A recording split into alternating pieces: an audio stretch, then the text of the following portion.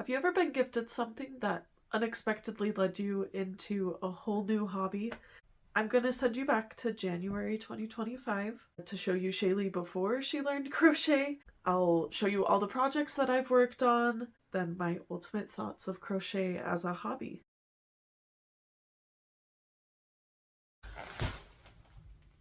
My mother-in-law just gifted me this entire bag of yarn. Now, do I knit? No. Do I crochet? No. Am I going to find out how? Absolutely yes. I actually haven't looked at what's in here just yet, but she also gave me a whole toolkit of things that includes stitch counters, some extra needles. It even has cabling needles and a whole bunch of sizes of crochet hooks. So I am thrilled.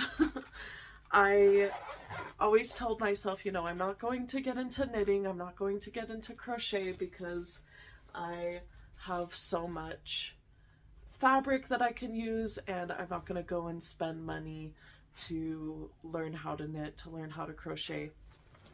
But if somebody gives me some yarn and some crochet needles, then yes, I am going to learn how to crochet and knit. So let's see what we have here.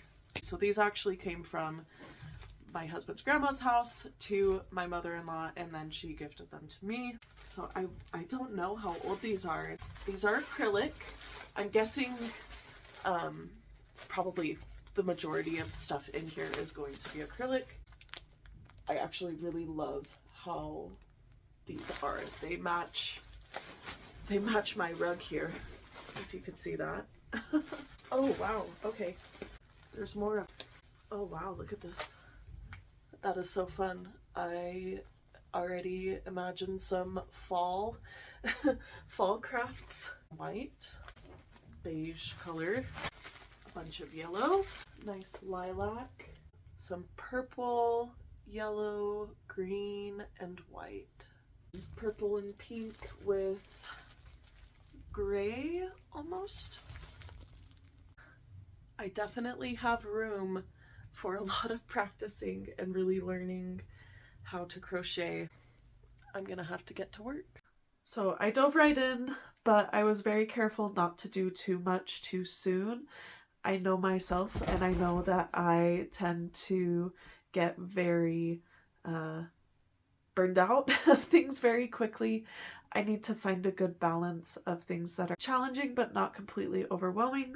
I started watching some YouTube videos and really seeing what was out there and found something really simple. I was definitely inspired by this yarn. I know in my video from January that I really expressed how I liked this yarn, particularly because it matches the rug that is in my office. And I decided, you know what, very first thing, I'm going to make a basket. But before I even made a basket, I knew I had to figure out how to do the stitches. To do a basket, you need to work in the round. I found a great YouTube video of a very simple basket, just single crochet, working in the round, and I followed that tutorial. And instead of just continuing to go and try and follow the entire tutorial, I did it a little bit at a time, practiced those very first few rounds over and over and over again. I carried a 2-yard cutting of yarn and just practiced and practiced and practiced until I had it where I really wanted it to be. And then I followed the basket pattern and I came up with this. So it's a very simple basket. There are definitely mistakes in here. It's a little bit wonky, but it's perfect for holding my little scraps of yarn. I mean, I'm pretty proud of this. My very first crochet project, I really liked how this one ended up turning out. So next I tackled a bigger basket, just to continue figuring out how to work in rounds, how to increase in single crochet, but you can see that I got a little bit bored of just plain single crochet. I stopped right here and did the front loop and the back loop alternating just to kind of see what that would be like. And I really like how this one turns out. It's definitely very floppy, but I have carried some of my projects in this. It can hold as much yarn as I need in it for whatever project I'm working on. After that, I kept seeing on Pinterest and on YouTube these kind of flower motifs. They're just a little circle with some chains to make a flower, and I figured I could do that. And so I ended up with this table runner. It's not a full-length table runner. Honestly, I got a little tired of this project. I think because I wasn't super sold on this yarn. It was really great to practice with, but the acrylic as like a table runner kind of was not great. This is very stretchy, but I did learn how to join motifs, join new colors. You know, it's a very cute, springy table runner. After that, I decided I have worked in the round. I have learned how to join different colors as well as join different motifs together. I need to learn now how to work in rows. And so I just grabbed some yarn and started practicing. This really had no rhyme or reason. I was just watching different tutorials on different stitch types, and I went for it and tried a whole bunch of different things. This changed things for me. This made me understand all the different stitches and how they look and how I like to work with them. This helped me with my tension. It definitely was not straight. I definitely dropped stitches on the end quite a few times, but that was good because this was really just for practice and just for me to understand the stitches and all the different ways that you can do it. Is all half double crochet, but I tried it in a lot of different ways, like back loop and front loop only, just trying different ways to even work the stitches. You can see here that I've got, I think this is double crochet, but alternating front post and back post. So really just trying out a whole bunch of different things. This didn't end up being anything besides, you know, now I can reference it and look at the different stitches that I tried. There are way more stitches that I haven't even tried yet. This is really just different ways of working single, half double, double, treble crochet. I probably have a lot more of these in my future. After that point, I had quite a few different things in mind that I wanted to try next, all of which really involved getting some new type of yarn. I wanted to kind of branch out. I went to a local thrift fabric store and I found different kinds of yarn, even a crochet magazine, a vintage crochet magazine that had different patterns in it, and that magazine had this pattern. It's basically doily motifs joined together, and you could make a whole tablecloth or a doily. I intended on making a doily with 7 pieces, so there would be, you know, this one would be surrounded by other motifs, but I ran out of yarn, so I just have 3 here. All of these projects really taught me new things. This one was great for tension. I think working in rounds with doilies, you have to be a lot more loose or they turn out not great. And even looking at this now, I know that I could have been more loose with how I worked these. But I still really like how it turned out. I just wish I had more yarn. And then I have this star blanket, and this is still a work in progress. I will finish this. I love it so much. It's a really great baby blanket. It's just a star shape. I will definitely make this pattern a lot more, especially for baby showers, baby gifts. When my baby was really little, I always had blankets on the floor for tummy time and things like that, and I think this is a perfect pattern for that. It is a free pattern that was on the Lion brand website. My very final thing that I wanted to try, a wearable item. Luckily for me, I have a 5-year-old daughter, so I could make a very small scale wearable item. Had this yarn from the thrift store. I fell in love with this dragonfly square, and I figured I could make a bunch of these and join them together to create a cardigan. I only was able to make about 9 of these with the yarn that I had, and so I had to go to a store to get some. So I made a trip to Joann and I found some yarn that would coordinate really nicely. After I made this one, I realized, why don't I just find a cardigan pattern that uses double crochet, and then I can work in dragonfly patterns into the double crochet cardigan. Easy, right? And it actually was, it wasn't super difficult. I did make this adorable crochet cardigan with the dragonflies on it, and I think it turned out so cute.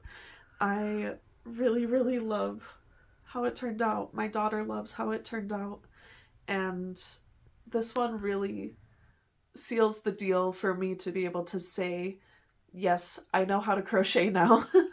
There's still definitely problems with it. I used way too much tension on the cuffs, on the collar, and on the center front closing. I skipped over adding in buttons and buttonholes because I just wanted to move on. I will definitely be making more like this once it gets colder, closer to fall and winter. So at that point, I really knew how to read patterns. I knew all of the basic stitches and how to increase and decrease and work all of these patterns. I even had figured out how to create my own new thing entirely with that dragonfly pattern on the cardigan.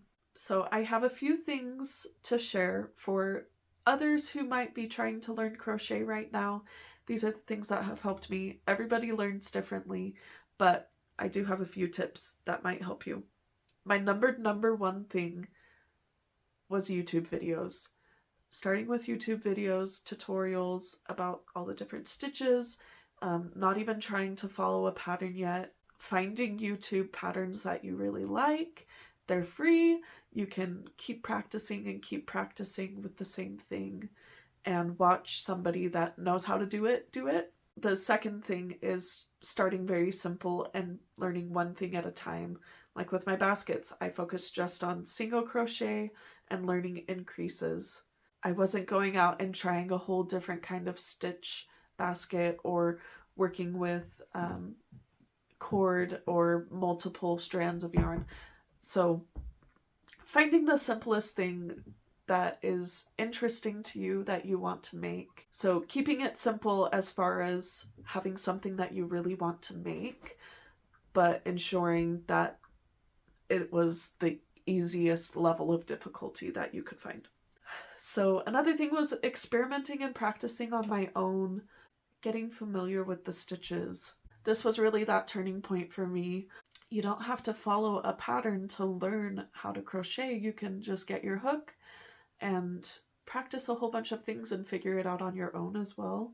And my last thing that really helped me to learn was using the yarn that I wasn't very attached to, knowing that if I made mistakes, it would be okay.